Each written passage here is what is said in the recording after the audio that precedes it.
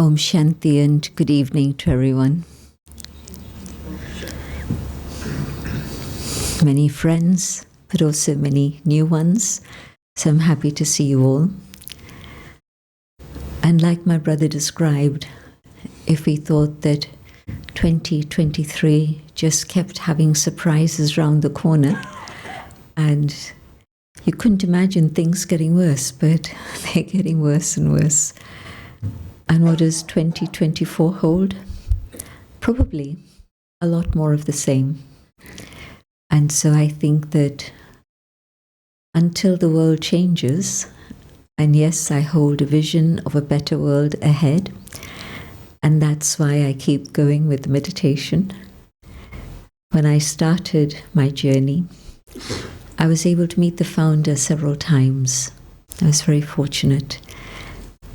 And he had a vision of a world of truth and love and beauty and justice and equity. And it touched me very deeply. And I thought, that's the world I would like to have.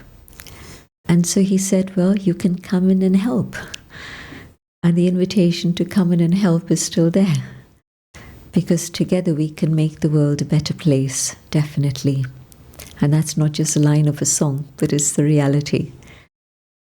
Each one giving their little finger of cooperation, and we can make a huge difference and definitely create a better world. But until the world changes, and I think the changes will be very dramatic and they'll happen very soon. But until then, while things get worse and worse and worse, I need to do something to be able to keep my mind stable, calm, quiet, and strong. And so this is where resilience comes in. And so how do I build up my own resilience? Since 2009, I've been participating in the climate change conferences. We've been affiliated with the UN since 1982. So it's been a long connection as an NGO. And in these conferences, every year, I hear things are getting worse and things are accelerating.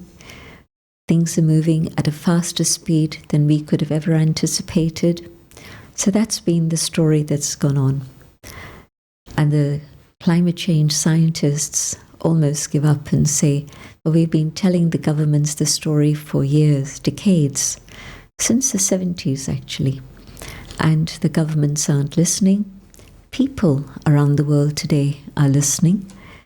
But very strange things are happening, like here in a democracy, where even non-violent protests are being clamped down upon. So strange and stranger things happening all the time. But my point is that at these conferences, you never used to hear words like resilience before. The last couple of years, in each of these conferences, the subject comes up again and again, and another subject comes up very frequently. And that is, how can we have hope for the future? And when we started at these conferences, there were a few faith-based organizations that were there. The church was there in different forms. But since around 2014, 2015, there's been a very different slant. And the slant, I think, was started by a woman who was at that time the executive secretary of the whole organization for climate change. Her name is Christiana Figueres, and you still see her being quoted and mentioned and interviewed about the work that connected her. She still works with climate change. But after 2015, the Paris Agreement, she stepped away from that. In 2016, she resigned from that post and then has worked independently. But she was the one who brought in the whole subject of interfaith on a major level in climate change conferences. And so And she was a meditator, and we got to know her very well. And she would have many discussions with us about spirituality. And so from that time on, I've seen how interfaith has been given a major platform. And now it's last year, but in 2023, on the one side, the Dubai conference was like this. They had 500 plus people from the oil and gas industry. Sounds strange, doesn't it?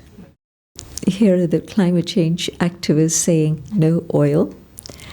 And here you have a climate change conference that has 500 plus delegates from the oil industry. So as I say, strange things are happening in this world of ours. But the one plus factor about Dubai was that there was a faith pavilion. And that became very, very popular. Lots and lots of discussions there, a lot of interaction, interviews. It was constantly moving.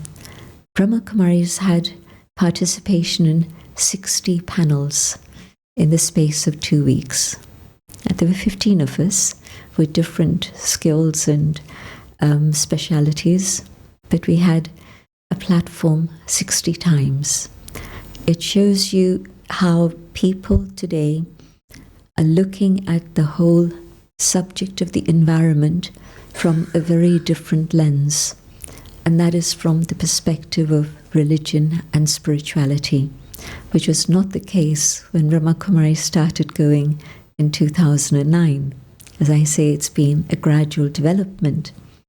Why? Because people now generally acknowledge that if there's hope for the future, it is what spirituality can give. And if there's to be resilience in terms of coping with what the situation is, again, it has to be spirituality that can give that strength, that inner capacity to be able to deal with all the dramatic, drastic changes that are happening already in some parts of the world, but are more likely to happen more and more in all parts of the world. You see, when you're in a boat and you see the water coming in from there, how long does it take for the water to come here? Not long. And so I think that the strange weather we experience, when I arrived in England after having been away quite a while, this was in early December, mid-December, it was very warm. I was very surprised. And now, and they said that just before my arrival it had been very cold. And now I was with people who had come from Iceland the other day, and they said Iceland was warmer than England. Iceland generally is cold, but at this point, England was colder. And so at this moment, I'm talking about climate change because it impacts us all. When there's a war a few hundred miles, a few thousand miles away, maybe I read the news and see the news, and maybe I don't. And a lot of people have stopped looking at the news. You know that, don't you? Many people say that we don't watch the news anymore because it's always more of the same, and we get depressed. And so I don't blame them. I still do keep up with the news to a certain extent, not in detail. But it means that people understand that through spirituality, we can develop both of these things. Hope for the future, but also the capacity to deal with whatever may come. And I don't just mean fluctuating temperatures, but we've had many storms here. There was a time when I used to feel that this island was very blessed because, look at the list, we don't have earthquakes usually. We've had a few tremors in recent times, but not really earthquakes as such. We don't get a huge amount of snow and ice like some places do. We don't often get drought to the extent that some countries do. So nature has been very kind to this island. But today, everything is very, very uncertain, and we don't know how things are going to happen. And so, how do I prepare myself so that whether it's the price is rising and a question about the future of my home, or whether I'm going to have food to eat or not, these are basic issues that are not just happening in the third world, they're happening in London and probably in Leicester also. Some of you may know Wembley. Wembley used to be affluent and still is. But when I go through Wembley now, I see lines and lines of people round the block, big blocks, lining up at food banks. That is London today. Tomorrow, who knows? But do I have the capacity to keep smiling and say, let me keep moving on, let me move forward? Because if I stop, there's a whole line of people behind me. How are they going to manage? Are they going to also stop? If I keep going, then it's going to support them and help them, and I'll be able to serve them also. I need to be able to understand how to do that, how to keep myself strong and resilient, so that a situation comes, but it doesn't bring me down, but I'm able to stay up above. There are certain aspects of spirituality that change my perspective completely about life and how to manage life and how to manage myself. And the first one is that I begin to understand that apart from this physical form, there's an inner being, a being that I would call soul, and some would say just mind, some would say spirit, different names, and some would say no, there's only the brain and nothing else, just whatever we can measure and look at through a microscope, that's it. And what I've understood is that that which is invisible to any human instrument that we can come up with, but yet is real, is the mind itself. My thoughts. My thoughts can't be measured. They can't be weighed. No distance is a problem. I can be here and I can be in Mumbai the next moment with one thought. Age, time is no barrier. I can go back 10 years ago when this house was first created. I can go forward in time and visualize what's going to happen in the next year. 5 years, I don't know. 10 years, I certainly don't know. So maybe in 1 year, that I can think that far. And so, where does the mind exist? In which part of the brain does it live? And I don't think it is part of the brain. I think it's separate to the brain. My memory. Yes, I know it's connected very much with the brain. But the experiences that come up as soon as a memory flashes on my screen, and the way that all the things related to that and the feelings that I had at that time, and even feeling what the climate was, even what was the fragrance of the flowers around me at that moment, all of this emerges just with one memory being triggered. And so, beyond weight, beyond measure, and yet very much reality. There was a time when nobody could have believed that there's such a thing as electricity. We didn't know about X-rays, we didn't know about radio waves. And so we've come a long way from all of that, but we know these things are invisible, but they're real. And so the soul, I don't know at what point of time science will catch up, but certainly I've been part of science and consciousness conferences since the 90s. And so it's maybe the last frontier, exploring what exactly is consciousness. And we would say that spirituality gives you the method to be able to explore it within the laboratory of your own mind. Go on that inner journey and you'll be able to experience things that are not part of this physical dimension, but another dimension. And so the exploration of the soul, that was what first attracted me to Raj Yoga, because I was hearing about things that I had experienced but I hadn't been able to articulate. And then I was also hearing about things that I hadn't even learned to formulate as questions. So just within that first hour of understanding soul, so many things opened up for me that it was incredible.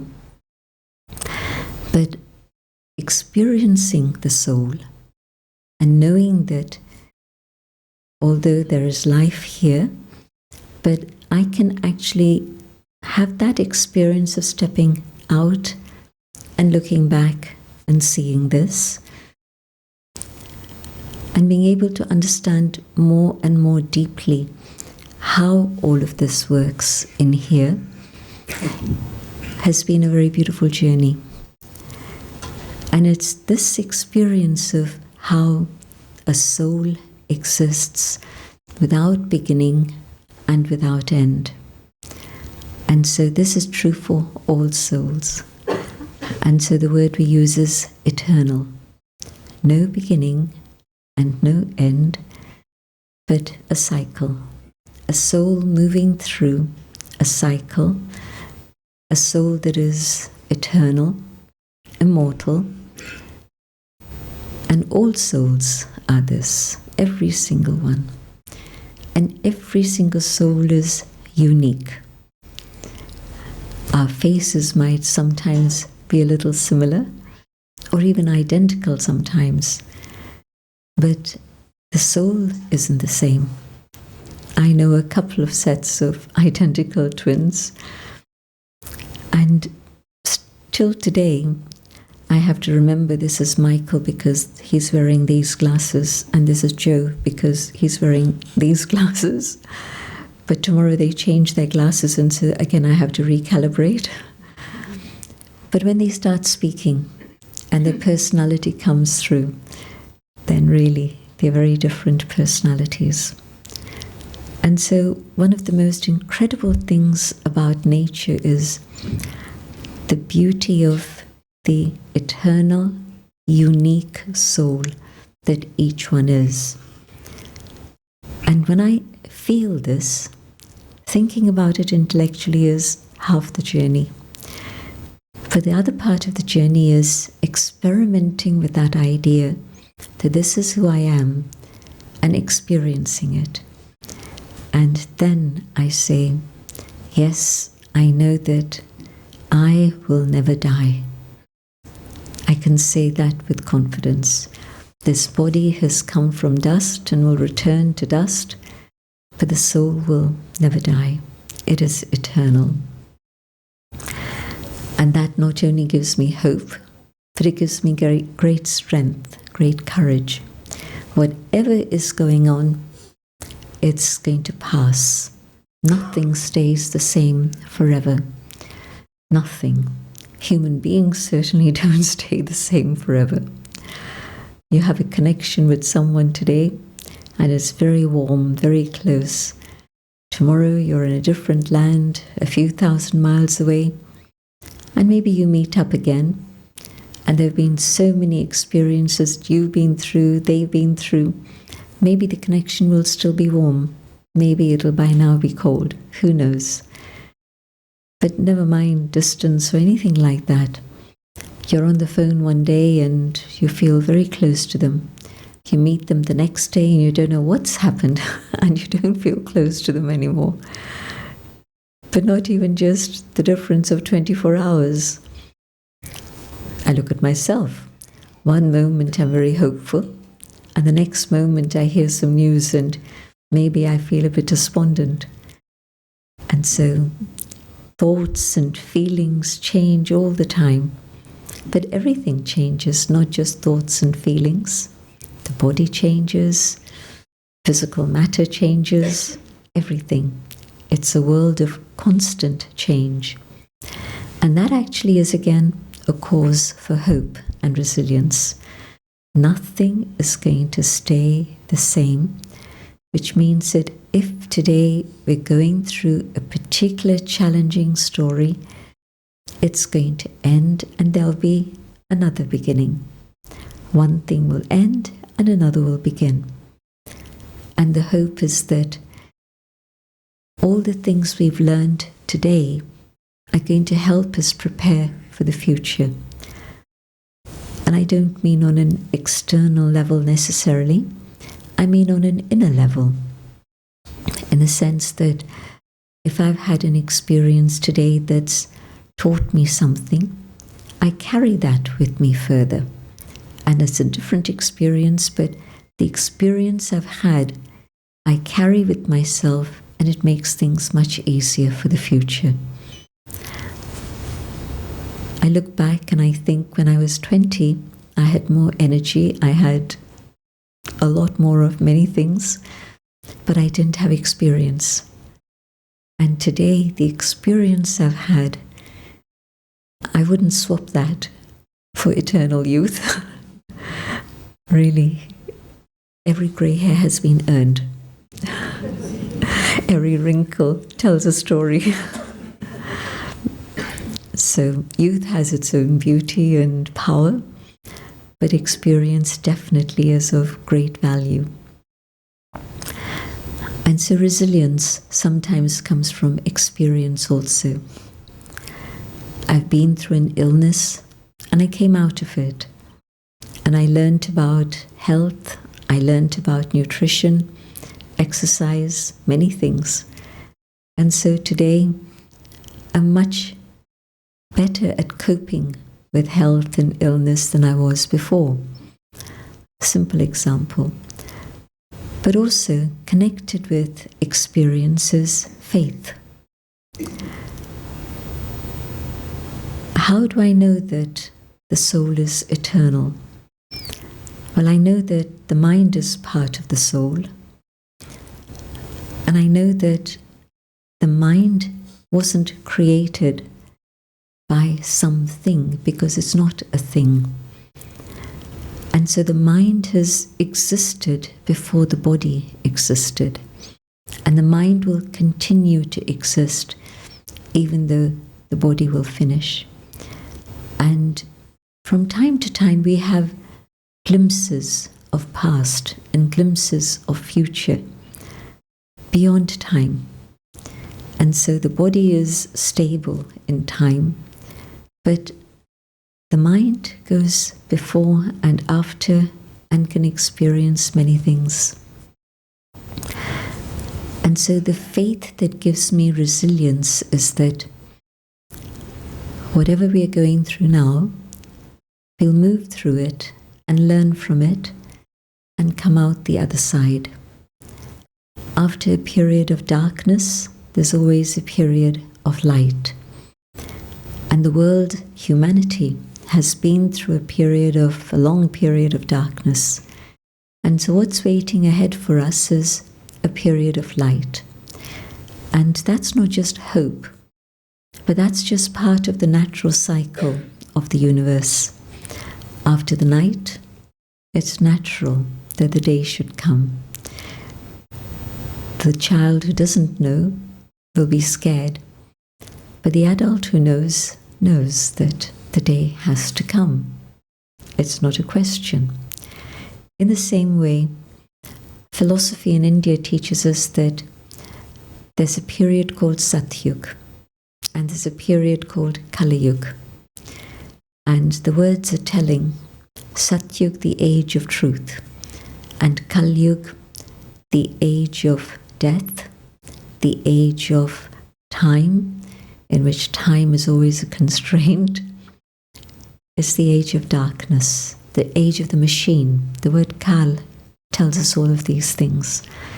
And so, not difficult to understand which age we're in today. Post-truth, that's one way to describe it. Since 2016, we've been hearing this word. But also the age of the machine, the age of death, the time of darkness, the time when everybody, even children, say, I don't have time. I don't think when I was a child I ever thought about time, but I hear little children say, I don't have time. And so, Kaliyug. But Kaliyug's had a long time. We've had enough of it. It's time to bid farewell to Kaliyug. And what's ahead is Satyug, the age of truth. But there's an inner preparation that needs to be made before Satyug, the golden age, can come. Gandhiji said something interesting. Be the change that you would like to see happen in the world. And that's absolutely a fact. If I can bring about truth within myself, then I'm preparing for the age of truth. And it's an invitation to all. Can we prepare ourselves for truth so that in everything that we think and speak and do, there is truth? And I'm not influenced by negativity. I'm not influenced by waste, but I'm able to adhere to the truth at all times. And if I can do this, that's the preparation for the age of truth. And I think we're ready for this now. When there's a period in which there's trauma and you want to let go of that trauma, and you have a vision of something else that's possible, from deep within the soul, you're able to pluck up the courage and the power, and you're able to face the changes that need to happen to bring about a change in the world. And I think that's what we're going through this period now, is a transition from the dark to the light. It's a movement now from a state in which there's a world of violence to a world of peace, a world of harmony, non-violence, a world of harm to a world of no harm, ahimsa, no harm for anyone.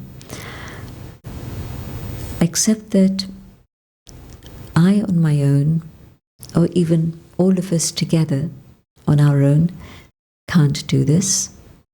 We need help from above. And so the first step of resilience is, yes, I know I will never die, but I also know that there is a being who is up above, a being who is benevolent, a being who is loving, a being who has a responsibility for all of us, a being who can give us peace and truth and power and purity, so that as individuals we can change, but also together as a human family we can all change, and the world will change naturally. Because it's not the trees and the flowers and the birds and the bees that decide how the world is going to be. It's humans. Humans have that capacity, humans have that understanding, that intelligence, that power. And so humans were given a responsibility way back many years ago to be stewards and take care of the planet. And we didn't really understand what that meant. And so we fell by the wayside. But today, the more we understand and the more we connect with the One above, we're able to draw that power within ourselves so that then we can manage the changes and all the uncertainties of today's world and go in preparation and create that better world, the world of light. The theistic religions all believe that there is a being who is a supreme. And it's very interesting that probably over 80% of the human population have some sort of belief, whatever that may be, but 80%. So the people who don't believe are very much in the minority, but they make a loud noise. For the people of faith, don't necessarily make a noise. They prefer silence, they prefer introversion, they prefer prayer. But it actually constitutes 80%, 85% even. And when I think about the Supreme, I'm not thinking about a human image or an angelic image, but just a being of light. And light is an image that's remembered throughout the world in different forms, but in sacred forms. And so the awareness of who I am as that inner being of light, and I begin to feel the presence of the divine. In this awareness of the physical form, I'm locked into this world and just what my senses can tell me about. I go back on that inner journey and come to the awareness of the being that I am, the soul. Then in that awareness of soul, I can feel the presence of God, the source, whatever name I choose to use. But not only do I feel that presence, as I learn to meditate, which isn't difficult, it's just simply being able to focus on the divine and to experience that eternal connection that we have with the divine. And I can use very human terms to express that. Maybe in the form of mother, the one who gives unconditional love. Maybe in the form of father, the one who has a huge inheritance for me, an inheritance of joy, of happiness. Maybe in the form of teacher, the one who shares wisdom and leads me to truth. Maybe in the form of a friend, the one who's able to give me constant support and company. Maybe the Satguru, the one who can lead me beyond. So whichever relationship I choose to use, I can experiment with that and have that experience of connection. And the power that I receive, the understanding that I receive, offers me both hope and resilience. I know that it's going to be okay. I know that things will change for the better. I have the certainty that there's going to be a world of truth ahead waiting for us. But yes, I also understand that there's work I need to do on myself, but also there's work that we can all do together in cooperation and collaboration. And then yes, that better world will definitely come. And so the resilience that I have is not based on any external things. It's totally based on faith and understanding and experience. And I know that for each one of us, it's like the battery. the battery gets discharged. But it's okay. If you know how to plug in, it's going to get charged again. If you've lost your charger, if you don't know how to plug in, it's a problem, but not otherwise.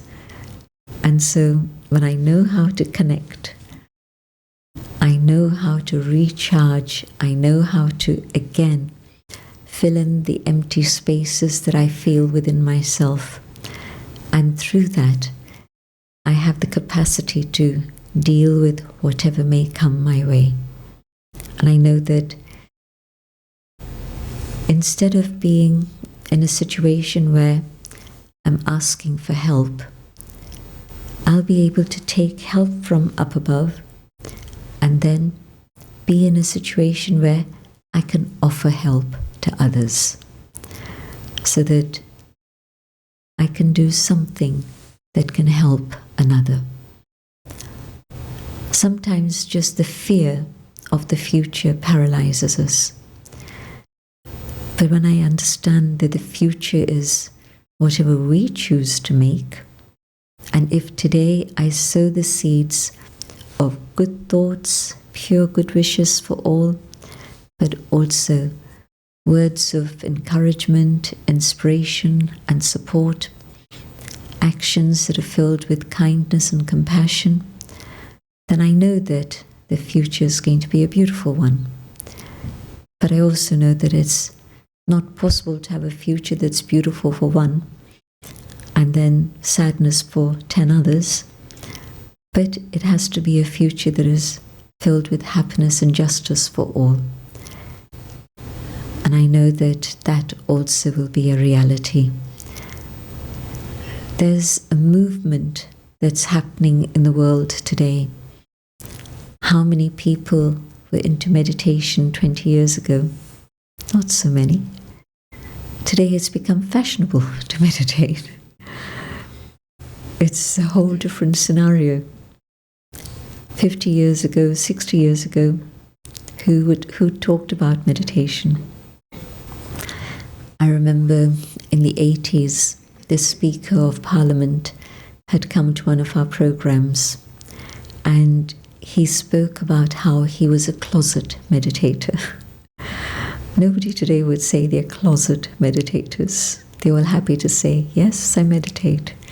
So the change of atmosphere in terms of how people see meditation is very dramatic. And so I know that this movement that is going on, not just the Brahma Kumaris, but generally all around, there was a time when people who were vegetarian were moving to a non-vegetarian diet. Now I hear more the other way. People becoming vegetarians, and not just vegetarians, but vegans. And so there's a different movement at the present time.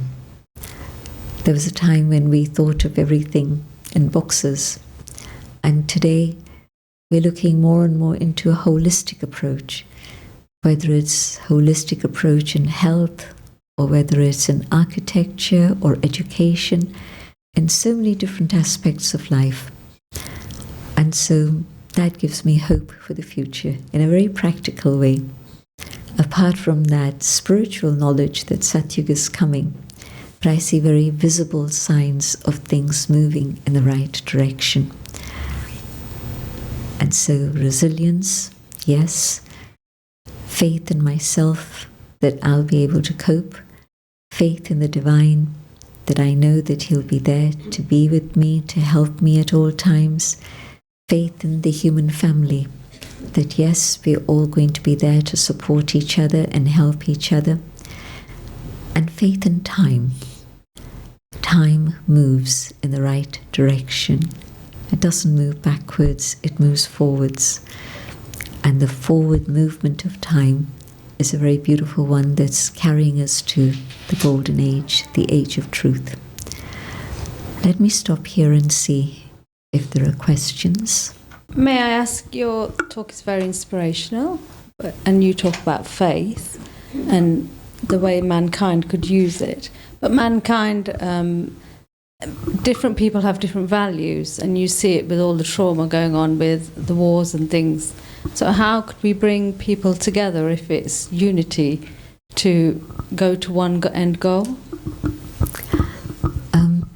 There was a very interesting exercise we did, and I can tell you the dates. We had a program that we called Global Cooperation for a Better World. This was from 1988 through to 1991. And it took us about 6 months to collate everything together. And the question we had asked people, 3 questions. How do you see a better world? How do you see relationships in the better world? How do you see yourself in the better world? And this program reached every country in the world that had a population of over 1 million at that time. And the map of the world was different, so it was every country with over 1 million. And the results that came in were a bit surprising. Nobody came up with fantastic images of a better world or architecture or plans or anything like that. Everybody talked about a world of values. And as we collated all of that, then it came down to about 12 different values. And we then looked at our teachings to see what were the universal values, and they were the same.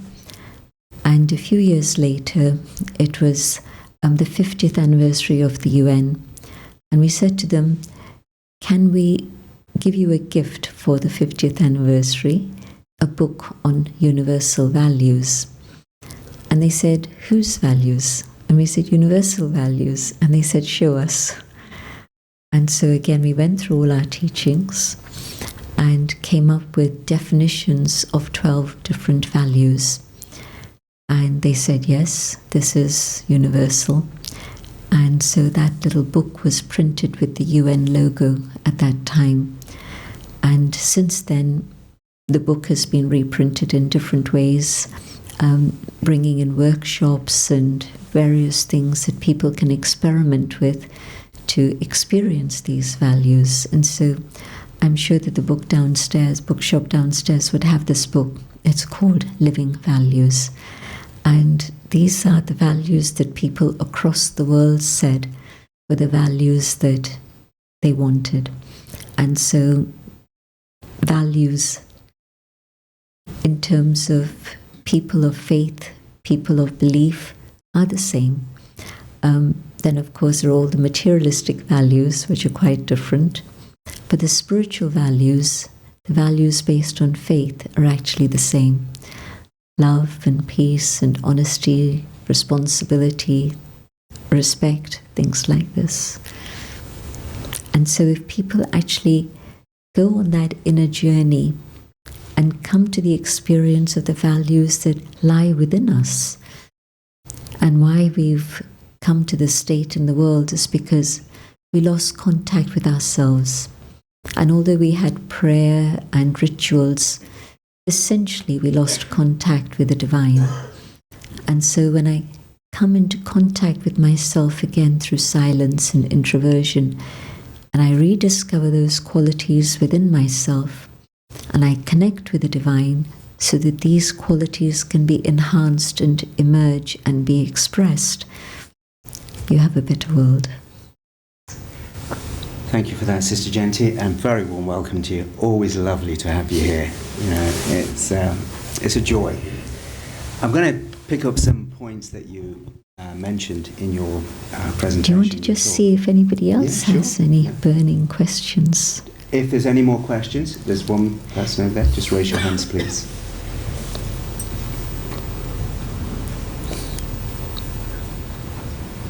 Thank you. Om Shanti. You said at the start of your talk that change is going to come shortly, and when it comes, it will be dramatic.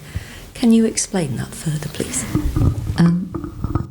Whenever there's a sudden change from hot to cold or cold to hot, there's a lot of upheaval. And I think that that's what we're going through now.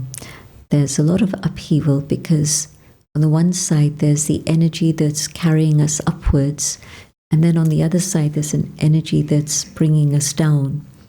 And in a way, we have a choice for ourselves personally. Which direction do I go in? Because I can feel the descending energy and the negativity, but I can also be aware of the ascending energy.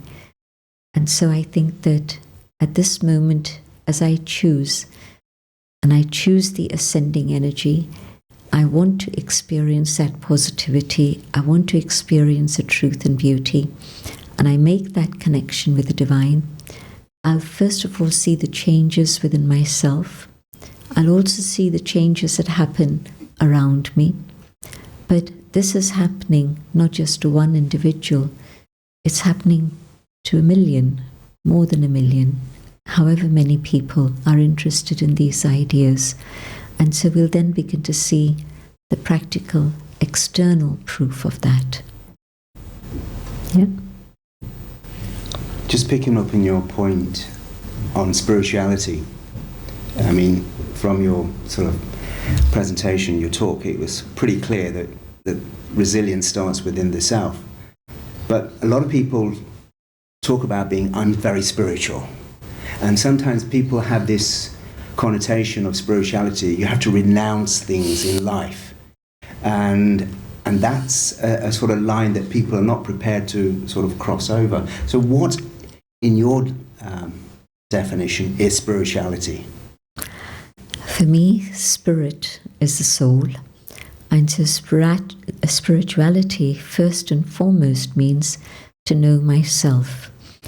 And that's just a question of studying and understanding and spending time in introversion, in silence. But you don't do that the whole day. You do that for an hour each day, maybe. And the rest of the day informs what you experienced in your meditation, will inform what happens to how you move through the day. So you're doing the same things, but yet you're doing them differently. And so you're still with your family, but now, instead of being bad-tempered with the family because things have gone wrong at work, now, even if things have gone wrong at work, but you have that inner resilience and that strength, and you come home with a smile, and you're able to be with your family with love and affection instead of grumpy and upset. So it's a very practical change that happens. I get that. But how do you make this shift from where people are very much attached to I am so-and-so, I'm this, and then suddenly you're saying, okay, become spiritual, I'm this spirit. How do you make that switch? If I'm curious about why it is I'm discontent, why is it that things are not working out as I would like them to, and maybe I have everything around me, but there's still an emptiness inside myself. Maybe these are some of the triggers that make me search for something that will explain what's going on. And when I seek spirituality and I want to study something that can help me understand myself, that's the first step of the journey, your own curiosity and your own desire to know. And once you've taken that first step of trying to understand who you are, then the door is wide open. And you don't think about, well, this is the hat that I wear when I'm at work. You think, I want to know who I really am. And I haven't always worn that hat, but there's something else inside of me. I want to find out about that. We live in a world where we've become very much dependent on external factors. I was just thinking, people who suffer from health issues, it's like they're constantly being prescribed this drug, that drug, and it's almost like, yes, they cure one thing, and then something else happens. There's a lot of side effects. How does spirituality help? How does being that spirit that I am sort of overcome the sort of the traumatic situations that we can experience through the body. A very practical example. Once I become aware that I am that spiritual being, I also know that I have a great responsibility to this chariot of mine, which is very precious, very beautiful, very unique. And I want to be able to care for it in the right way. So I check out what diet should I have. And very definitely, there's a lot of information out there that tells you about the value of vegetarian or vegan diet.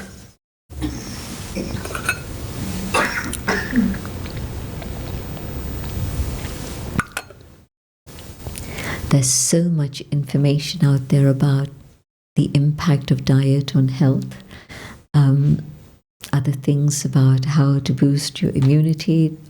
There's so many things that can give you an alternative perspective to just a prescription. And if I'm following the path of spirituality, I'm also aware that I have the possibility of making my own choices. And so let me look at what the options are. Let me look and see what sort of things are going on. And I'll make my own choices about that. And if yes, I need medical help, I won't ignore that. I'll take that medical assistance. But also, I'll evaluate how it's impacting me and whether I want to continue on one path or choose another path. And so your mind just opens up to a whole range of possibilities through spirituality. It's not a prescription that you do this or you do that. It's that you just begin to see your options more clearly. You know, when you're confused, you can't see where to go, what to do. Spirituality clears my mind. Meditation clears my mind so that I can see what are the pros and cons of different paths in front of me, and I make my choice.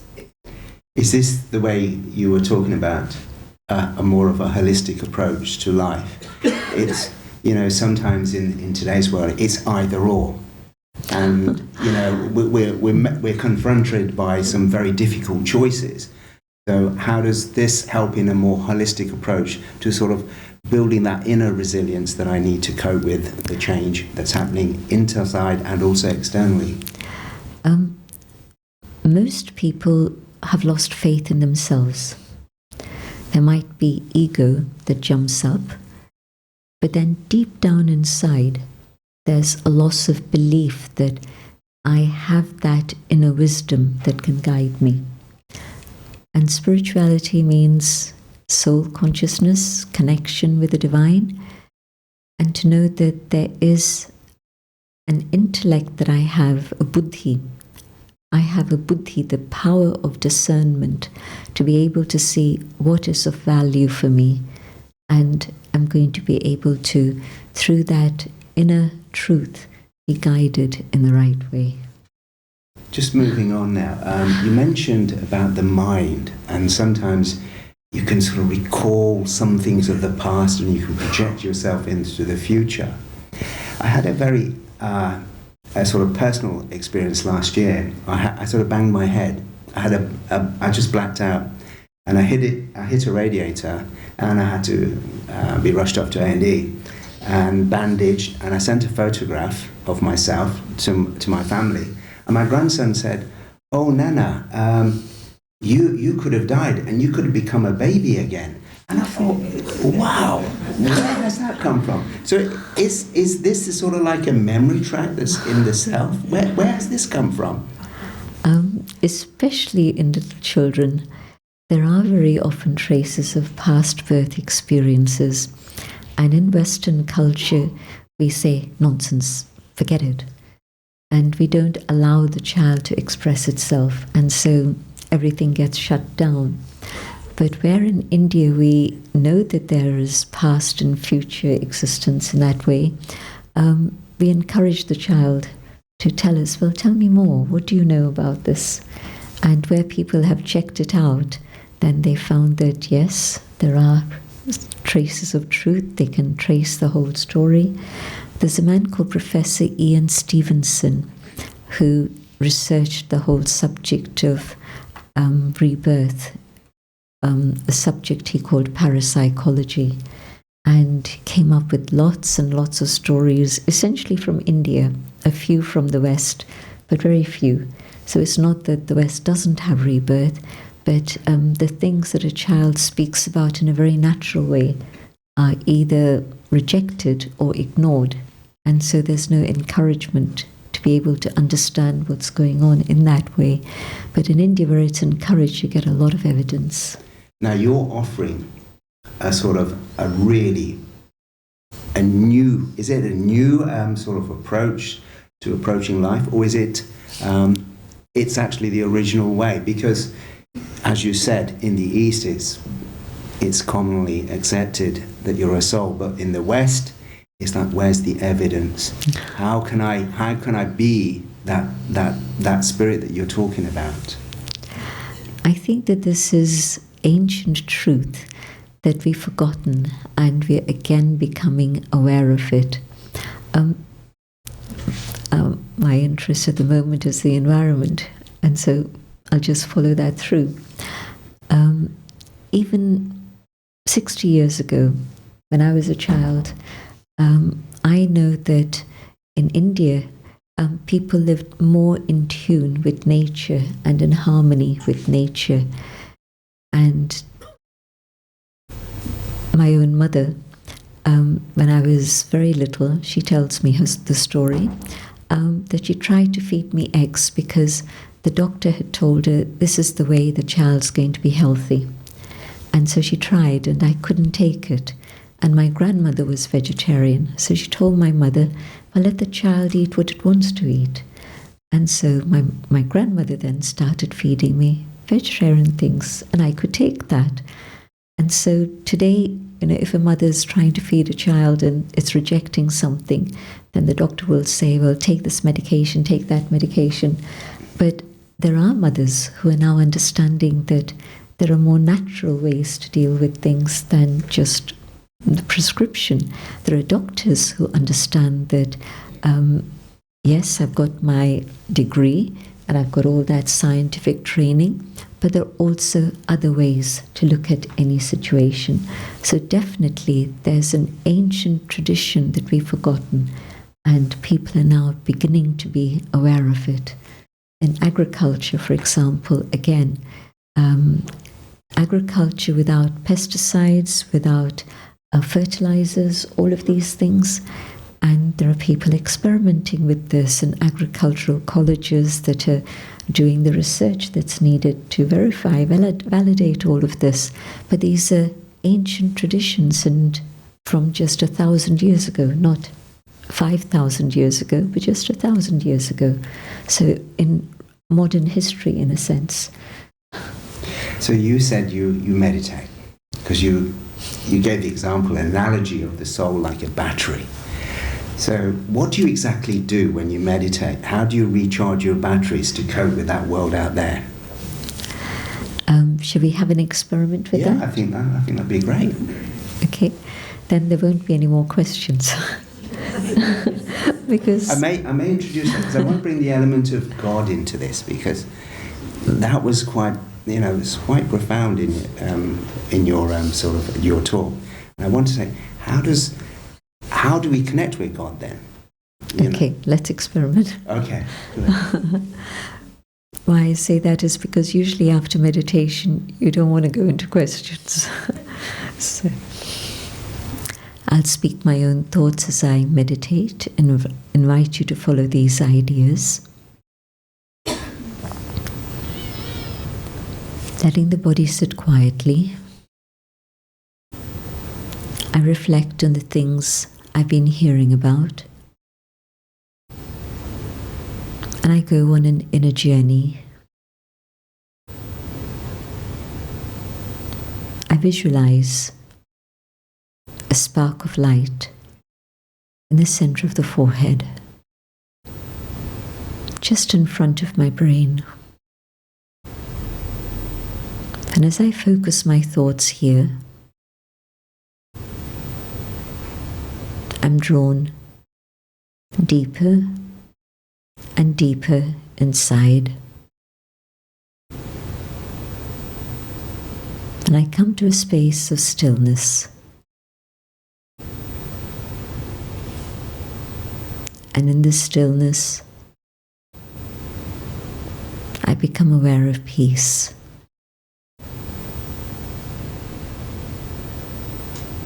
And I make an amazing discovery that peace lies within.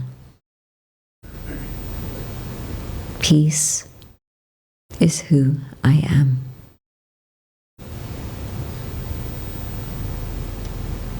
I hold peace within myself.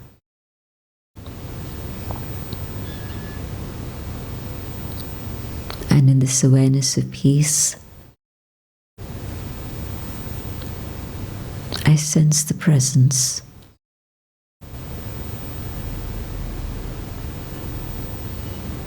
of another being, a being who radiates so much peace that it is as if this peace surrounds us all.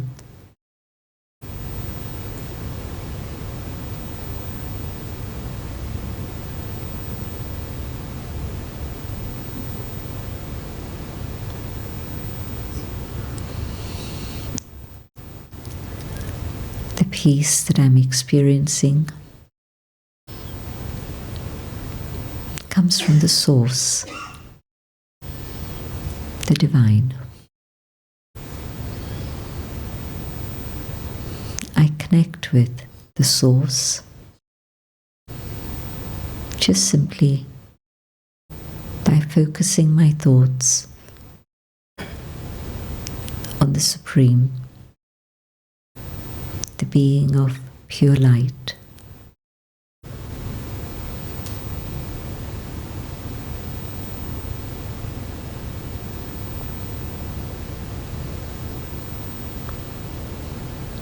And the intensity of love coming from the source becomes so strong that it becomes the fire of love.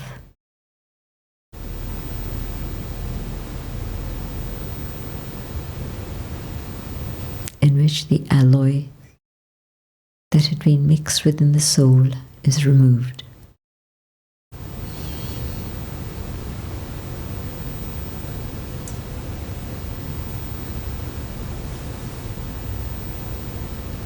And the process of transformation has begun.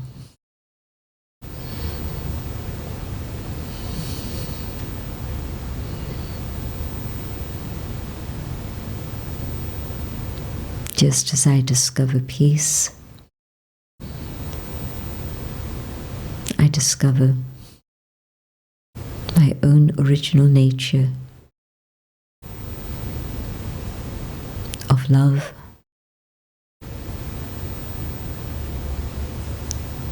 of purity,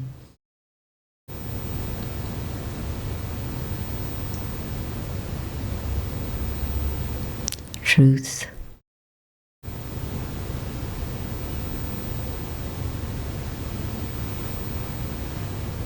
and cooperation.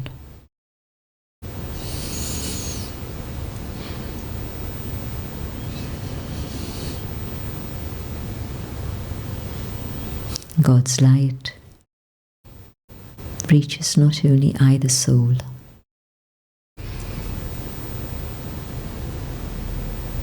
but it reaches out to to the human family, to all forms of life,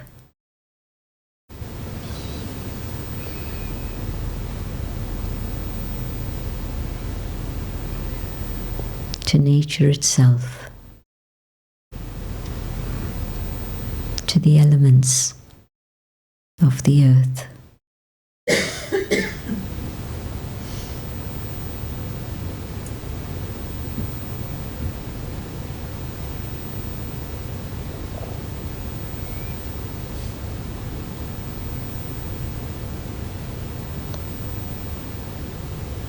I come back into the physical dimension, but now I carry these qualities within myself.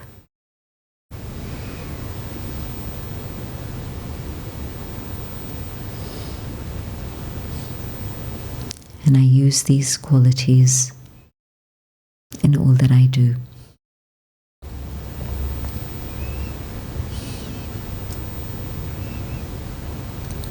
Om Shanti. Thank you, Sister Janti. Thank you for that wonderful experience.